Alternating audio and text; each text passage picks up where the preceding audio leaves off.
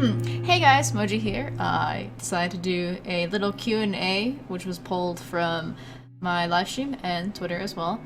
So Caleb is going to be joining me today, asking me the questions, more like an interview type thing. Cause I'm not very good at reading questions and being scripted, so I have no idea what he's gonna say. Caleb, say hi. Hello. That's that idiot. Yeah. I have no idea what the questions are. Like I said, I'm not a very scripted person. I'm just gonna go with it and probably ramble on like I normally do, 'cause that's my Like you're style. doing right now. Alright, since Caleb's being rude, we'll start. Caleb, go ahead. Shut your car off first! Oh my goodness, he's doing this interview from a car. I'm sorry. He's a very busy person, I had to, Look, if you'd stop giving me all these jobs to do. Alright, how about you ask the first question? Sass Master. Alright. Look, you know me. It's what I do. This is relevant, given your last video that just went out. Alright, so with Twitch being how you predominantly make your living, and there's always choices you make about the direction of your stream, what you stream, what you don't stream, where would you say you draw the line between making sure that you can pay your bills and making sure that you keep the essence of your community that you have so far? I never, ever think about paying my bills. And that is just the honest answer. This is 100% my job. It's the only income that I have. So I am, like I said, 100% reliant on what the community wants to give to me. But at the same time, I'm not the type of person to ask for things. I never have asked for any help with anything in my life. If you know me personally, you know that's very, very true. Because I'm very stubborn and I just like to do things on my own. And I never, ever think about, how can I get this from my community? The only thing I think about getting something from my community is getting them to talk more, getting them to be involved more, whether it's, like I said, talking in chat or just involved, for the Q&A thing, I obviously have to have people involved in it, stuff like that. Yeah, I'm a weird streamer. I'm probably really bad at it because I don't think about, if I get 10 subs, I'll do this. I'm just like, yo, sub if you want to, dude. Like, I appreciate it from the bottom of my heart. Caleb, you're peeking. I'm going to kill myself. There's no noise coming through on my end. Well, you're peeking, and I'm going to kill you because you're interrupting the interview. I'm sorry, guys. Like I said, he's in his car, and he's stupid. But, yeah, like I said, I'm a weird streamer. I don't think about, what content can I use for money. Money is never the first thing I think about. I don't even think I think about it at all, honestly. If I do think about it, it's the last thing I think about. It's just, without beating a dead horse and running in circles here, I don't know, I don't do it for the money, even though I have to in some sense, right? Like, I have to do this to survive, or I have to go do something else to survive, but, I'm a workaholic. I love this job to death. I treat it as a job personally. Like, what I do, how much I put into it, I treat it as if it was a job, and I feel I have obligations to fulfill, and I don't feel those obligations, while some people say they should, I don't feel that obligation that I have on, I put on myself means that I should get paid. Of course, it helps, yes, like I said, this is the only source of income that I have. I'm not some secret drug dealer, I don't do arts and crafts on the side. This is purely, I put 10 hours, if not more, a day into this job to make sure I'm doing it right and, filling that obligation that I have. But I don't go at, at the end of my 10-hour shift, man, I hope I get paid today. It's just I don't know. That's just my answer. I know, you and I have had conversations about products, when we got involved with Into the AM and stuff, about quality and wanting to make sure your products were good if you're going to represent them to your community. Has there been anything that you've specifically just turned down or said no to that you've been offered because it wasn't right for your stream? Oh, entirely. People, while I'm trying to think how to word this, while it's streamers are very marketable. They reach a broad audience. streamers reach a big audience of people, and companies, I mean, that's also their job, right? Like, they need to reach as many people as possible and get their product out.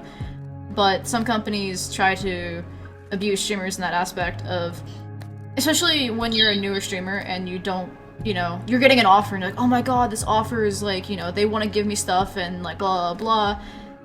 But it's just abusing the streamer and their community, and I flat out have turned down like keyboard companies and clothing companies and even like companies who would give me games. Like G2A wanted to work with me, and I'm like, no, they steal freaking product keys, dude. Like they steal off Humble Bundle of all people and then like remarket those keys, and that's just, I will, like, yes, they're pay, like, depending on how much like my community would buy off of them, they'd pay me a fuck ton, but why would I do that? That's so scummy. I will never ever, and that's why I've turned down a lot of product, like a lot of people, and I only have like Into the AM right now, is because Into the AM is willing to work with me entirely. If there's any complaints, they listen to it and they work with it, and I've had no complaints, just to throw that out there. But ironically, or not ironically, but you know, somebody bought the Flock shirt and it had like stitching tear in it, which it happens. It's not that Into the Game has poor quality clothing. It's something that happens sometimes. And like, okay, refund it, and they sent them another shirt. Like, you know, that's what I'm looking for in a company when they come to me, is that they're going to care about the people that they're reaching. Like, yes, you know, they're not going to get to know them all personally because there's a lot of people, but when somebody does reach out and they have a problem or a question or a concern, they're like, okay, we'll help you. We'll treat you as the person that you are. And that's what I want from a company when they come to me. Like, treat me how you would treat, you know, like, just because you're treating me good and you're offering me this money for this, if you're not going to care about the people that I'm telling to buy this product, fuck off. Like, just fuck off. Like, that's terrible, and I hate that. So, yes. Yep. All right. That was a really long answer. That's a good answer. Yes. No, and you know, I think that's important. Now, there's always a difference between what comes through on your stream as far as who you are, and you know, who you are behind the stream. Sometimes that's intentional. Sometimes people keep stuff to themselves, and sometimes it's just the nature of the platform, the limitations of what people are able to see and interact with. Is there any part of you that you wish translated better to the stream that gets lost somehow? Wow. Never really thought about it like that. I'm not, like, it's very hard to analyze yourself because you're always harder on yourself and you don't always see it from, like, every angle possible because you're the, you know, you only see it from your side. But I think, I guess how much I actually care. I don't know how well that, like, people tell me all the time, and I get messages all the time about, you know, what a wonderful community I built. I'm not trying to brag or boast here, that's not who I am. But they tell me, like, you know, the wonderful community that I built and what a wonderful person I am. But I feel like maybe it's just how I am. I feel like how much I actually care doesn't portray as much, mostly because, like, I'm actually a really quiet person. I know I'm a lot on stream, and I talk a lot on stream, but I'm really, like, to myself and quiet, and when something, like, you know, really matters to me, I keep it to myself as well. And I don't know if I do that with my community, where I don't, you know, show how much I actually care. And that sounds so negative, and it's not supposed to be a negative thing. It's just that I care so much that I hope that that's, you know, something that shows, but I'm not sure if it does. And that would be the one thing I would like to answer that question, yeah. Yeah, I think that's a genuine concern. I mean, personally, I think it shows, but everybody picks up on different things. So yeah, I think that's a legitimate concern.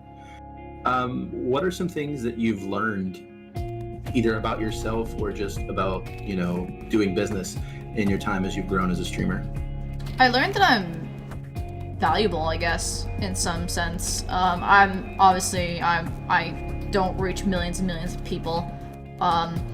You know, in the grand spectrum of things, I am but a pebble in this mighty ocean of rocks and boulders, but, you know, when I want to do something, I reach a ton of people. A lot of things get done. I mean, I have a tattoo because of that. You know, I didn't realize that I don't want to say I was so good at it. Like, I don't know how to word this, because like I said, I'm humble. I really am. But I just being marketable, I guess. Because honestly, like, I don't see why I would be, but I don't know. Yeah, it's kind of crazy that I've discovered that in the past, like, year or so. Yeah. I personally, I think it's because what you do is very natural and very genuine, and you don't have to try to do the things that you're supposed to do as a streamer.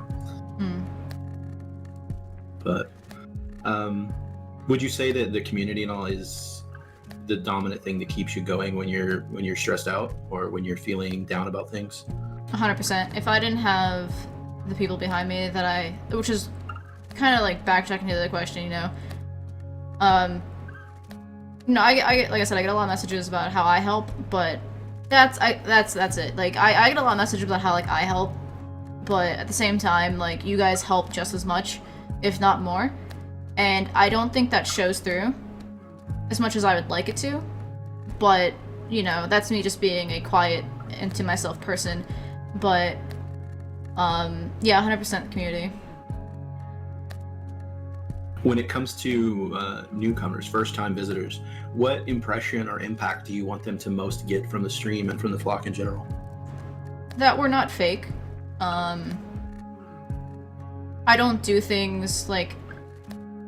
I don't do cash grabs, and I don't do this, and I don't do that. Like, that we're just genuine people who are going to talk to you, and whether you want to, like, laugh and have a good time, or maybe you're just having a bad day and you want to, like, lurk and, you know, maybe comment here and there and say something.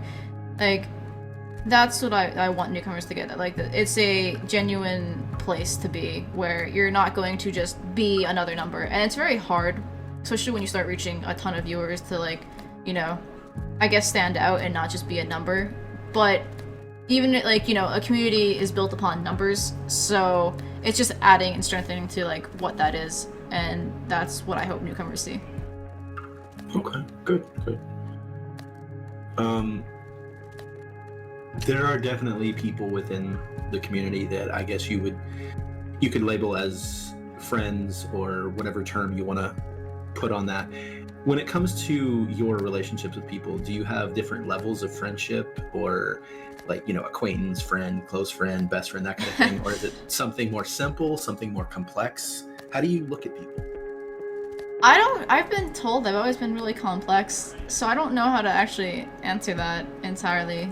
I'm a very busy person. I'm a workaholic. Even when I'm not streaming, I'm doing something for the stream, and it doesn't allow much personal life for me. Like, I will talk to somebody if they want to talk to me, but I'm not usually the type of person to, like, reach out. And it doesn't mean, like, that this is, like, a problem I've had in general. Even before I was a streamer, I don't reach out because I'm just to myself and quiet. And, you know, I will talk to somebody if they talk, you know, if they initiate it, but nobody always likes to initiate the conversation, so people start to feel like, you know, I don't care or anything like that. And then, like, if I start hanging out with somebody, they're like, oh no, you want to spend time with them instead of me, and I'm just like, oh my goodness, dude, like, it's the first time I've had, like, a minute to myself, and it's just like, this person happened to be here, and that's who I wanted to hang out with. Like, that's just what it is. Like, I don't really rank people. I'm not like, this is my best friend and this is that. And, like, I consider Juice my family, and I consider my friend who I've known 15 years literally my blood sister, even though she's not.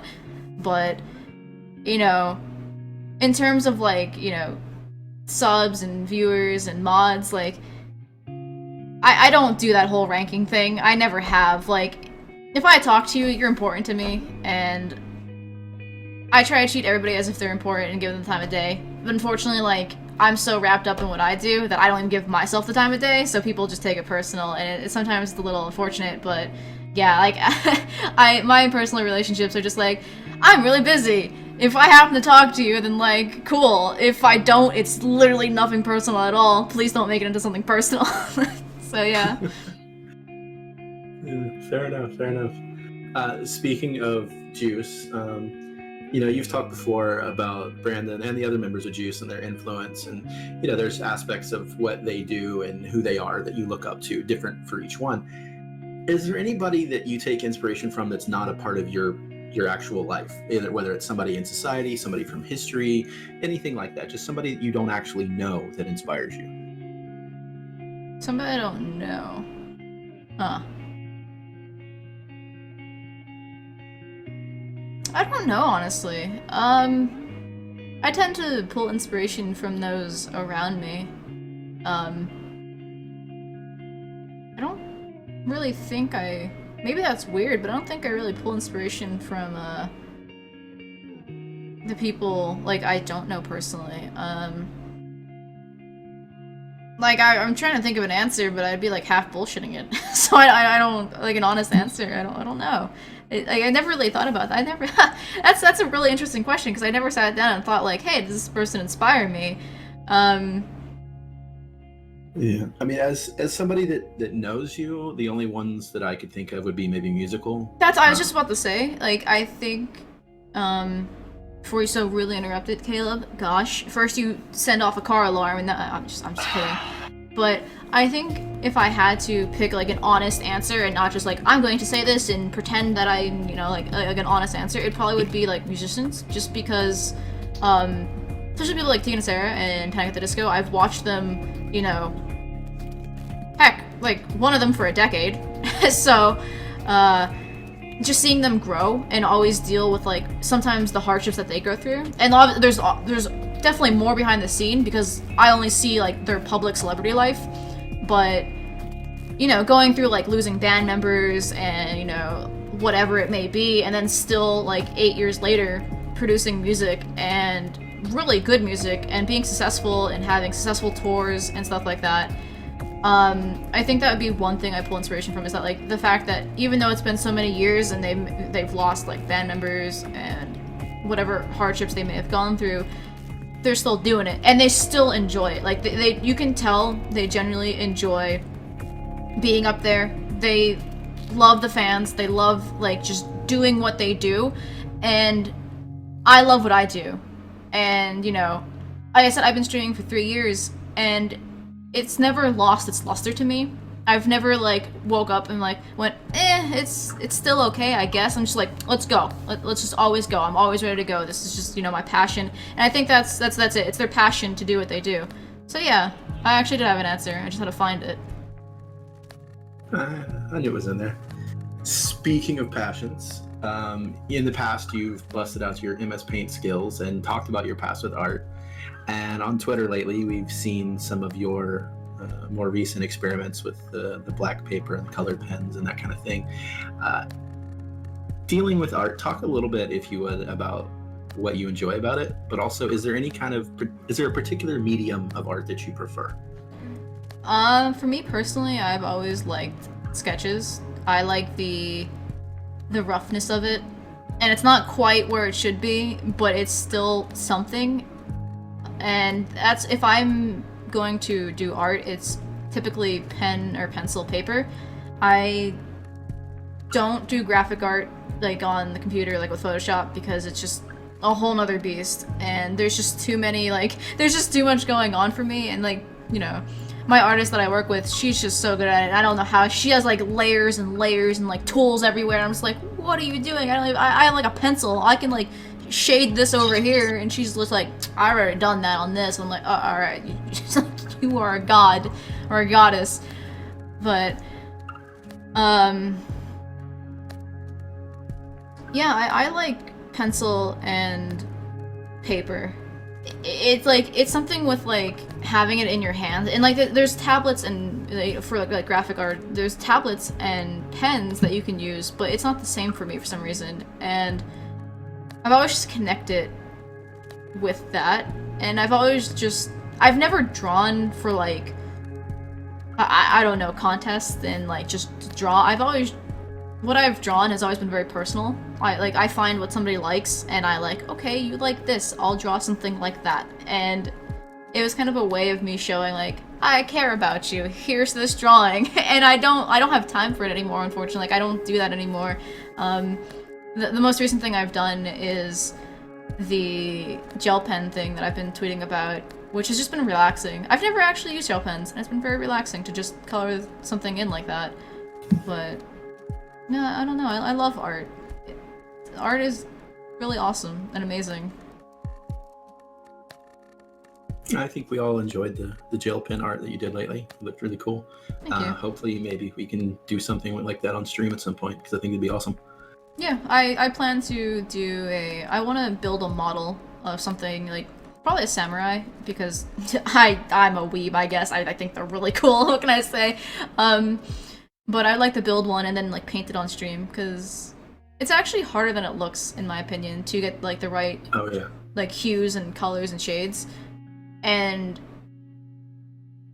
to not, like, if you paint something, you could, like, put too much paint on the brush and then, like, it bubbles over on the model, or, like, it's just not an even coating, and it's a lot harder than it looks, and it's a lot of hand-eye coordination, which I pride myself on, but I'm getting old now, so I better do it soon, because I'm gonna start losing, like, my hand-eye coordination. But, yeah, I plan to do something like that on the stream in the future, just with, like, some chill music playing, and kind of give you guys, like, a look into, like, I guess it'd be more my personal life, how I just, like, chill, and I you know, whenever I'm not on stream, I'm just always chilling to music, and, you know, usually have, like, an art stream up or something, but, yeah. Alright, so we all know you hate Georgia. Aww. You moved here from up north. Yes. So now one of the biggest differences moving to the south from the north is the seasons are completely different. The weather is different. Is there a particular aspect of the seasons that you miss about moving to the south, or something you're grateful of moving to the south? I always try to find the positives in something, so as much as I hate this place, I guess I could find something positive about it. I mean, what's your favorite season? I like fall, because it's in between, like, it's right before it gets, like, balls cold, and you need, like, thousands of coats and boots and stuff like that, and, like, you could still go out in, like, maybe a t-shirt or, like, a heavier material sweater or something like that, and just enjoy, like, the cold breeze. There's something about, like, the solitude of the fall for me, where, you know, it's not as busy, and there's not a lot of bustling, and you can just, like, go outside, and, like, the wind blows, and it's a little bit chilly, and it might make you cold, but, like, it's not enough to, like, make you freeze, and you could just, like, enjoy the solitude of the fall, and it's just really pretty as well, like, all the orange and red, like, from the, like, the trees and stuff. I think fall is just all around pretty, and then it gets really cold, and I'm just like, it's winter. Why? But, yeah. Fair. So, I guess I kind of lost that moving to Georgia, though this would be the first time I'm experiencing, like, the fall in Georgia. It's still just really hot. There's no cold wind. Like, I miss the cold wind, and there's children everywhere in Georgia. There's just children everywhere in Georgia. I don't know why. I'm surrounded by so many children who are just crying. I go outside, and there's no solitude, and there's no breeze. There's just crying children. Like, please, give them, like, a binky or, like, some candy. That's bad parenting, but, like, at least they'll shut up, and I won't have to hear it. Please. Why is there so many crying children in Georgia? I don't understand. Okay, I'm over it. There's a crying child on this interview right now. Oh, that was whatever, man. As a Georgia native, I can tell you the fall is coming. Give us a couple of weeks. It's the only season I like down here. Dirty Georgia resident. I know. I want to leave. If you could move anywhere, where would it be? Probably Maine. Yeah. Out of everywhere in the world. Out of everyone in the world? Mm-hmm. I mean... Anywhere in the world. No, expense is not the issue. What about a volcano? Okay. We consider that short-term residency? I guess anywhere. I'd probably move to, like, Italy. Yeah, I don't know how the internet is there. But, like, if I can move anywhere in the world with, like, not Comcast and good internet and no crying children, definitely Italy. Beautiful place. You know, being Italian myself, I would love to go, excuse me, at least once in my life. But would love to live there eventually. Maybe, like, when I'm 70 and retiring and I no longer have hand-eye coordination, I'll move to Italy. But yeah. Short term, get out of Georgia. Ugh. You can join the Italian Nations Seniors Esports League. That's gonna be me. I can't see Playing my Minesweeper bifocals. Where are my bifocals? Playing Minesweeper on like a 7,000 by 6,000 screen. Somebody get my cane. Oh, that's sad.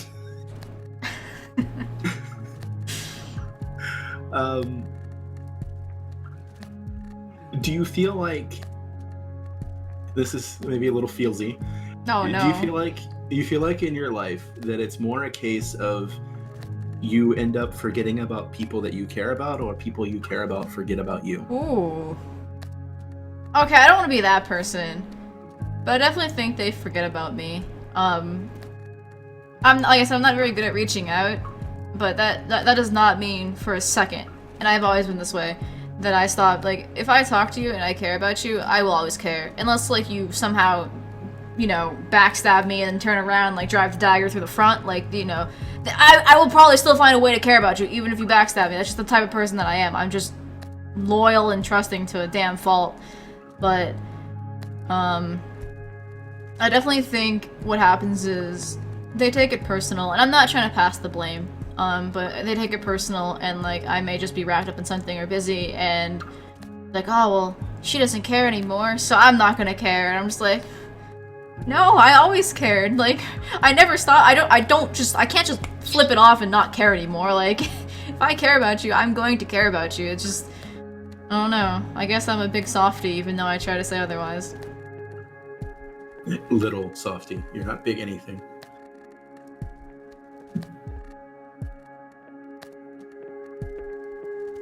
Is there, Would you... Oh, okay. I was just saying, would you say that... All right, let's look back at when you made the transition into starting to stream. Okay. Was it more when you decided the first day to be like, all right, I'm going to put this stuff on my computer and I'm going to show people that I'm playing video games? Yeah. What was the tipping point that made you decide to do that? Like, what was the inspiration? Was it a person? Was it something particular you were doing? It was actually, I had a friend. This was just when Twitch was actually becoming, like, relevant as well. Like, Twitch was before this, but, like, this is, like, the year of Twitch. And I caught it, like, a year late, because I didn't become established until, like, at least a year into streaming, because I just didn't know what the heck I was doing. But, I had a friend who was just like, hey, watch me play this from my perspective, my you know, like, let me see it like that. And I watched him, and he offered that, you know, he was interested in to see, like, what I was doing from my side, and I was like, okay, cool, I'll do that. And this is back when Twitch actually had private streaming, because I didn't, you know, I was shy and I didn't want to, like, showcase what I was doing at first. But I actually did, like, a private art stream where the one time only, I used Photoshop to draw something, which is actually my Twitch banner. I drew I think it's still that, but it's the Cowboy Bebop that I drew on a private Twitch stream back when Twitch had private streaming. And I guess it was just the excitement of having somebody, you know, I guess care is the word I'm going to use. Like, care to watch what I was doing and be interested in it. And eventually that interest and that compassion, you know, it made me take it off private stream. And I developed, like, a small audience. Like, I had, like, my friend who got me into it, and, you know, maybe, like, his friend or something like that. And then, like, my friend. And then I guess because I had, like, 4 people, like, you know, somebody would click and be like, who's this 4-person streamer? And eventually I built, like, an audience of 10 people. Like, it doesn't sound like a lot now, but, like, 10 people was a big deal. And I guess just everybody being so interested in what I was doing is when I decided, like, let's do this. Let's see what we can, like, where can we go from here? Cool. In context of the games that you typically play on stream, I would say if we just look at the examples of, say, Fallout or Final Fantasy, you definitely have what I would say is franchise loyalty, where you always pay attention to games that are coming out from companies that have played their games before, especially series games. Do you find that makes you more of a harsh judge or a more forgiving judge of games made by those companies?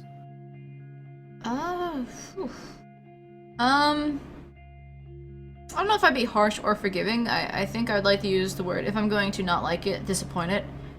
Especially if it's like a game from Final Fantasy, because 8 and 10 are that's my shit. Like, 10 and 8 are the games that I fell in love with. They weren't the first two that I played. The first one I played was actually, I think, was it Mystic Quest? It was before it was actually Final Fantasy. And then it was like Mystic Quest, I think. And then it was like Final Fantasy 1. Those were the first two that I played. And then I didn't play Tactics, and I think I played Final Fantasy 2. Might have not played 3. Didn't play 6, didn't play 9. Like, I played other ones, but like 8 and 10 were the ones that like I fell in love with 8. I think I was so young back when I played 8, and then I played 10, and I don't know what it was about it, cause like 10 is so cheesy. 10 is like just so dorky, and I think what it was is that if you pay attention to 10, you see like backstory and things that like playing the game again. I just streamed it like a couple months ago. I saw things that I didn't see, and I played that game like exclusively like hours. I probably have like 100 hours into that game, and I saw things like, you know, the Farplane souls around Orin the one time that I didn't see, and I was like, that's when if you like, obviously when you first play the game you don't know, but I'm like, that's when you could tell, and I was like, that's amazing. The game, just like the little details that they do in it. And I know I'm rambling on about that, but I do have a point to this. Like, it's stuff like that, like those little details, and you know, when they release another game and that's missing, it's just like, it makes me so disappointed. Or when they release another game and it's there, I'm like, alright, they still got their shit together, alright, dope. But I think when I'm loyal to a franchise and they start like, I don't want to say selling out, but selling out, and they start losing the magic and like the little things that they put into the game for people to pay attention to and build a story off of, and it's just like, this is the main story, we're gonna blah blah blah blah, cute anime girls, titties, like, alright, there's no substance or backstory to this, there's just tits. I mean, that's kind of cool, I'm a fan, but I'm not, like, I, like, give these titties some backstory, like, come on, please. Oh, dear.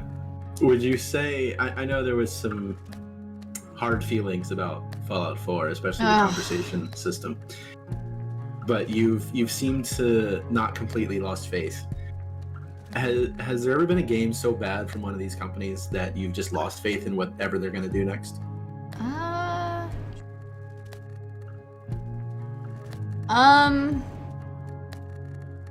I think, they went bankrupt, and they, you know, well, they went bankrupt, whatever happens after that. It was actually Gothic. 1 and 2 were, 1 especially, like, oh my god, 1 was my jam. That was like the first PC game that I ever played where I was like, this is amazing! Oh! And then 2 came out, and 2 was still good. And then 3 came out, and it was like, what happened to any of the love and this backstory to these characters? Like, it's just a game thrown together, and it was dumbed down. I hate when companies do that. I hate when they dumb down their game. No. Let people figure it out. Just because they couldn't figure it out for like the first 10 minutes doesn't mean you should spoon feed them the answer. It gets rid of the challenge and the fun, and like, it's, and they did that. They started like dumbing the game down, and just, that's why they went bankrupt. Like, stop it. Just stop. Don't ruin your franchise because like you want to dumb it down. Like, no. But yeah, that's definitely one. That's fair. That's definitely fair. I know you've been playing Battlerite and For Honor, and you seem to have been enjoying those. You enjoyed the Sherlock game. Are there any games that you haven't played yet that you're really looking forward to? Dishonored 2. Dishonored 2. I am very excited, especially because that was a game that I sometimes judge a game too much by its cover. I did that with Talos, actually. I looked at it and I was like, ugh! And then I played it one day and I was like, cool, I'm an idiot! But, Dishonored 2, or Dishonored 1 was the one that I did that with. I saw it a couple of times, like, maybe 3 or 4 people like, play Dishonored, and I was like, no, go away, leave me alone. And, I ended up playing it, and it was the first game, I think, if not one of the first, that I beat on stream and then played it again to beat it again with a different ending. I normally don't like to rerun a game because it's a lot of the same content. You're seeing a lot of the same, like, you know, dialogue and blah. Like, there's only a minor change in the plot and dialogue when you replay a game. And that one I didn't care. I was just like, this game is fun. There's 3 different ways to play it, if not more. And I'm going to stream this again because I'm having a ton of fun. and that makes me very excited for 2. Though that scares me because every time I get really excited for a sequel or something else like Guild Wars 2, it goes to shit. And please don't do the whole thing of dumbing your game down and making it bad. Please, Dishonored. Please, I have faith. I have faith in you. All right. I think for now that's going to wrap up most of the questions that we have. Okay. It's definitely been good times. I think you got a lot of good answers. Glad to have done it. Thank you for, I know you're a very busy man in a car, so I appreciate you taking the time to sit in your car and do this interview thing with me. And you guys out there in, as Brian always says, TV land, thank you for watching this as well. I know it's a bit lengthy, but I really do appreciate it, guys. That's what she said.